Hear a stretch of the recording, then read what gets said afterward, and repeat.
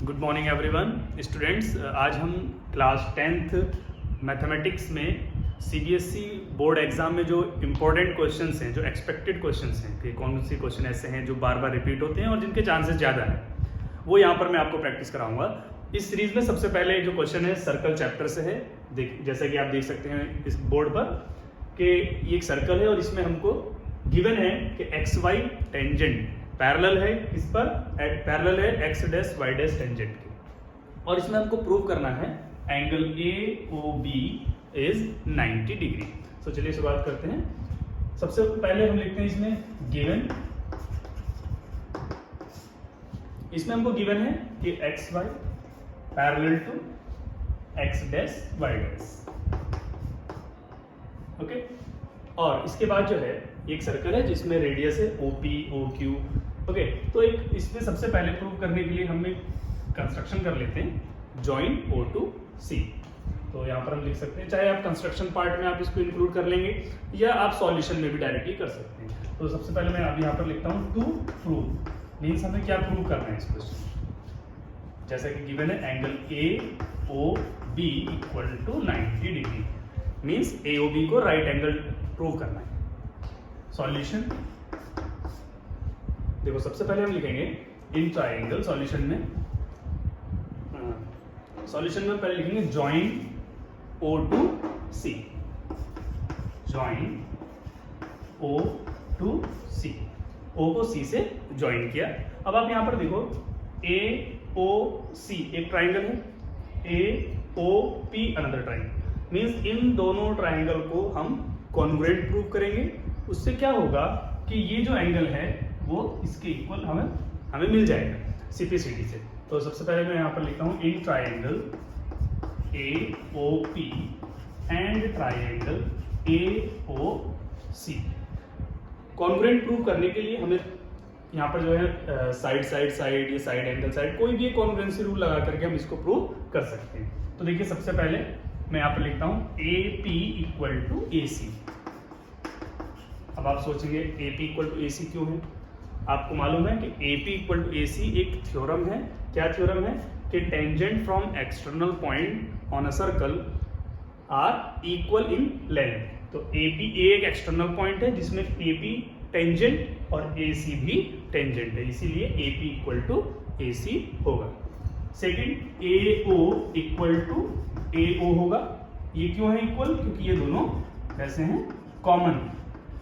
ए ओ common है इस triangle में भी और इस ट्राइंगल में भी। तो हमारे पास दो साइड आ गई। अब थर्ड साइड कौन सी होगी? तो देखेंगे यहाँ पर O P equal to O C. ये क्यों इक्वल है? क्योंकि ये दोनों क्या है? रेडियस। ओके, तो रूल कौन सा लगा? By S S S, means side side side congruency rule. Side side side congruency rule, triangle हमारे पास क्या हो गए? कॉन्ग्रुएंट हो गए। कौन कौन से? Triangle A O P congruent triangle A O C. जब दोनों ट्राइंगल कॉन्ग्रुएंट हुए तो by C P C T means corresponding part of congruent triangles. तो क्या होगा? इसको मैं कंसीडर कर लेता हूं एंगल 1, ये हो गया angle 2, similarly this one 3 and ये 4। तो देखिए ये दोनों ट्राइंगल कॉन्ग्रुएंट हो गए, इट मींस एंगल 1 इक्वल हो गया किसके? एंगल 2 के। आई होप इतना समझ आ गया होगा। इसी तरह से स्टूडेंट्स हम ट्राइंगल बी ओ सी और बी ओ क्यू को कॉन्ग्रुएंट करेंगे। उसको आपको प्रूव करके लिखना नहीं है, सिमिलरली करके हम लिख देंगे कि by C P C T angle 3 equal to angle 4। तो इसको आप नोट कर लीजिए।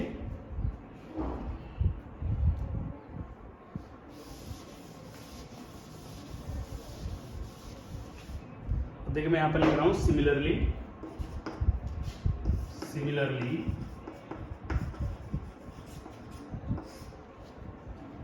Triangle B O C congruent triangle B O Q.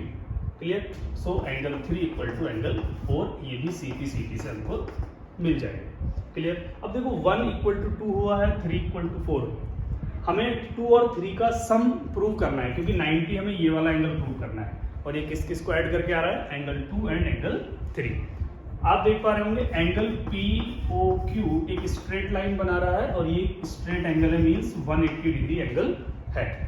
जब ये 180 डिग्री एंगल है स्टूडेंट्स, तो angle 1 plus angle 2 plus angle 3 plus angle 4 equal to ही 180 डिग्री होगा। क्यों होगा?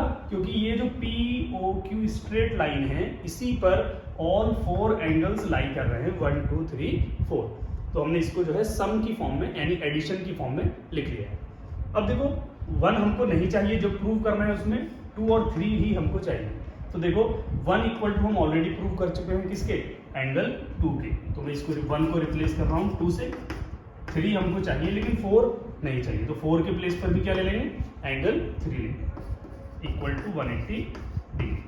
देखेंगे आप एंगल 2 भी 2 टाइम्स है, एंगल 3 भी 2 टाइम्स है, तो 2 times of angle 2 plus 2 times of angle 3 equal to 180 degree. Clear? अब यहां से हम क्या करेंगे? 2 कॉमन ले लेंगे, राइट? तो ये मिलेगा हमें angle 2 plus angle 3, 2 common bracket angle 2 plus angle 3 equal to 180 degree. Clear? So 2 से आप कैंसिल करेंगे 180 को, तो ये मिल जाएगा angle 2 plus angle 3 equal to 180/2 और 180/2 कितना होगा? 90 डिग्री होगा। So students angle 2 plus angle 3 अगर हम करेंगे तो ये मिलेगा angle A O and B. So angle A O B is equal to 90 degree और यही हमको इस क्वेश्चन में प्रूव करना था। आई होप ये समझ आ गया होगा। इसके बाद आगे चलते हैं नेक्स्ट क्वेश्चन पर, इसको नोट कर सकते हैं आप।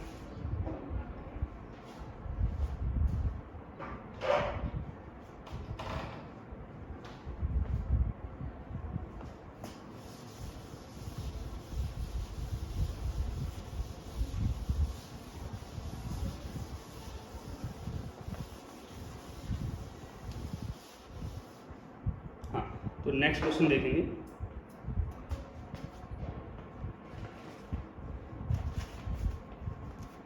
सर्कल चैप्टर का ही नेक्स्ट क्वेश्चन है और एनसीईआरटी बुक का।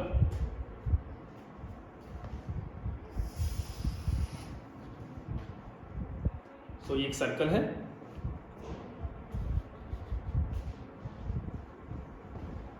और इसको जो है इसके अराउंड एक क्वाड्रिलेटरल बना है।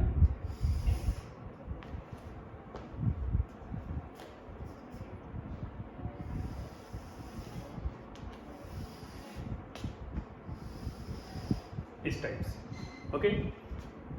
और यहाँ पर हम इसको नेम कर देते हैं A B C and D, और जिस पॉइंट पर ये टच कर रहा है वो है P Q R and S.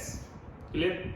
Question में प्रूव करना है a quadrilateral ABCD is drawn to circumscribe a circle, means एक सर्कल के आउटसाइड क्या है? क्वाड्रिलेटरल है।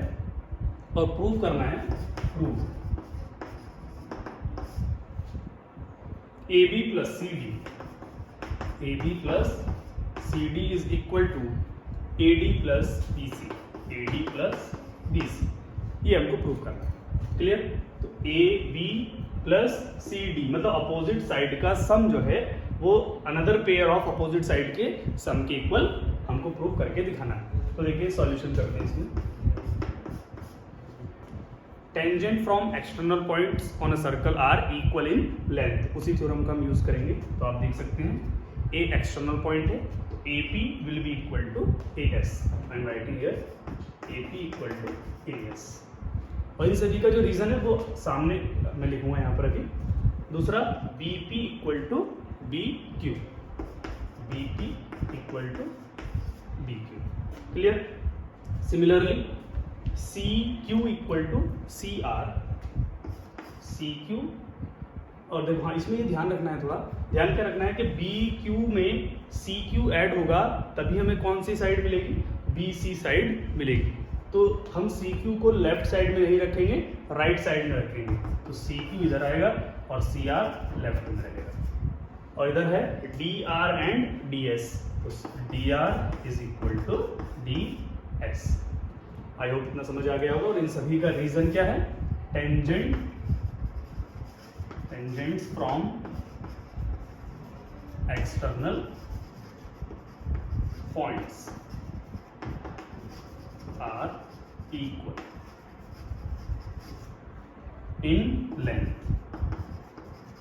ओके, तो देखेंगे स्टूडेंट्स, इसके बाद हम इन सभी को क्या करेंगे, ऐड कर देंगे ऑन एडिंग। चलिए ऐड करते हैं। ऐड करने पे क्या मिला, AP प्लस BP। तो देखो भाई AP प्लस BP क्या बन जाएगा, AB बनेगा, इन दोनों का सम। CR प्लस DR, CR और DR इनको ऐड करेंगे तो क्या मिलेगा, CD मिलेगा। इसके बाद इक्वल टू का साइन लगाएंगे। AS plus BQ plus CQ plus DS। तो देखो AS में DS प्लस करेंगे, यानी AS और DS को प्लस करेंगे तो क्या मिलेगा, AD मिल जाएगा। प्लस सिमिलरली BQ और CQ को ऐड करेंगे students, BQ plus CQ equal to BC। और यही हमको प्रूव करना था। बिल्कुल सिंपल क्वेश्चन था। इसमें सिर्फ आपको ऑर्डर का ध्यान रखना है कि कौन सी साइड किस साइड के नीचे लेनी है। तो AB plus CD equal to AD plus BC। I hope समझ आ गया होगा। इसको नोट कर सकते हैं या स्क्रीनशॉट ले लीजिए।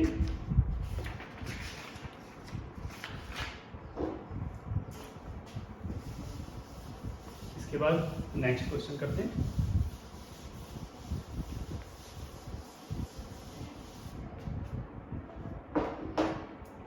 अब देखिए सर्कल चैप्टर में, हालांकि इसमें बहुत सारे, मैं ये नहीं कहूँगा कि सिर्फ यही 2 क्वेश्चन आपको करने हैं, बहुत सारे क्वेश्चंस हैं, बट जो जनरली अलग अलग चैप्टर से जो इम्पोर्टेंट है वो मैं यहाँ पर आपको करा रहा हूँ। अब इसके बाद जो है थोड़ा जो जैसे पॉलिनोमियल चैप्टर है उससे जनरली क्वेश्चन MCQs में भी आता है, 1 मार्क में, 2 मार्क्स में भी क्वेश्चन बनता है। तो थोड़ा पॉलिनोमियल को देखते हैं क्या क्या उसमें जो है इम्पोर्टेंट है।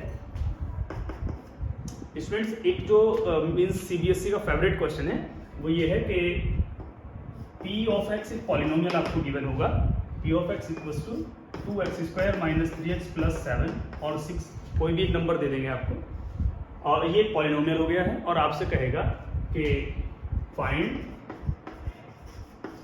सम और प्रोडक्ट। या तो आपसे सम पूछ लेगा, दोनों नहीं पूछेगा, सम पूछेगा या प्रोडक्ट पूछ लेगा। फाइंड द सम और प्रोडक्ट ऑफ फ्रूट्स या zeros.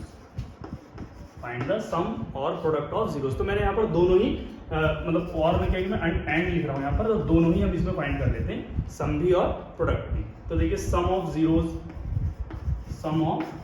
Zeros is equal to, formula होता है students minus B by A। B by A मतलब कोफिशिएंट ऑफ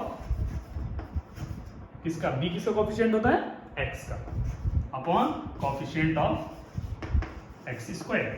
डेनोमिनेटर में तो हमेशा x² का कोफिशिएंट आएगा अगर क्वाड्रेटिक पॉलिनोमियल है तो। सो माइनस x का कोफिशिएंट है -3, देख सकते हैं आप यहाँ पर -3। सो ब्रैकेट में लेंगे -3 divide by coefficient of x²। x² का कोफिशिएंट है 2, so minus minus plus it will be 3/2। Okay, इसके बाद आता है product of zeros. Okay, so product of zeros में क्या लेंगे, फॉर्मूला होता है constant term upon coefficient of x², coefficient of x² equal to, so constant term आप देख पाएंगे क्या है, 6 है, और कोएफिशिएंट क्या है, 2 है, सो इट वुड बी 6/2, और 6/2 मींस 3 इसका आंसर हो जाएगा। सो 1 मार्क में ये क्वेश्चन आता है, तो उसके लिए आपको बहुत ज्यादा सॉल्व नहीं, ऐसे बिल्कुल स्टेप वाइज नहीं लिखना है। MCQs में आएगा तो सिंपली आप -B/A पुट करके चेक कर सकते हैं, क्लियर। और C/A प्रोडक्ट के लिए आई होप समझ आ गया होगा। इसको जल्दी से स्क्रीनशॉट ले लीजिए। अभी नेक्स्ट करते हैं।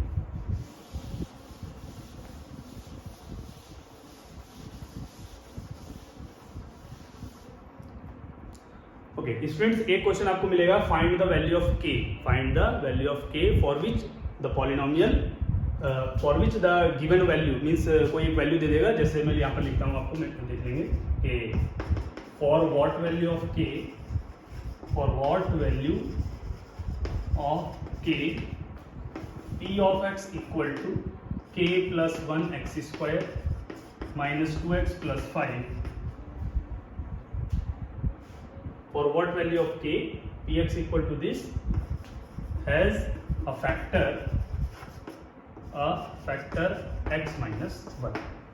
इस तरह से आपको क्वेश्चन थोड़ा मतलब लैंग्वेज चेंज करके दे देगा कि x माइनस 1 अगर इसका फैक्टर है तो k का वैल्यू क्या होगा, क्या होना चाहिए। तो हम क्या करते हैं, सबसे पहले जो भी फैक्टर आपको गिवन है उसको आप इक्वल टू ले लेंगे 0 के, और यहाँ से x का वैल्यू आ जाएगा आपके पास प्लस 1। अब यहाँ पर हम x के प्लेस पर क्या पुट करेंगे, 1 पुट करेंगे। तो p ऑफ 1 इक्वल टू क्या बन जाएगा, 0 हो जाता है, implies that k plus 1 bracket x square means 1 square, और 1 का स्क्वायर क्या हो जाएगा, 1 ही रहेगा, माइनस 2 इंटू 1 क्या मिलेगा, 2 मिल जाएगा, प्लस 5 कांस्टेंट टर्म है और इक्वल टू में 0। सिंप्लीफाई कर लेते हैं, k plus 1 minus 2 plus 5 that will be plus 3 equal to 0, implies that k plus 4 equal to 0, so answer will be k equal to minus 4।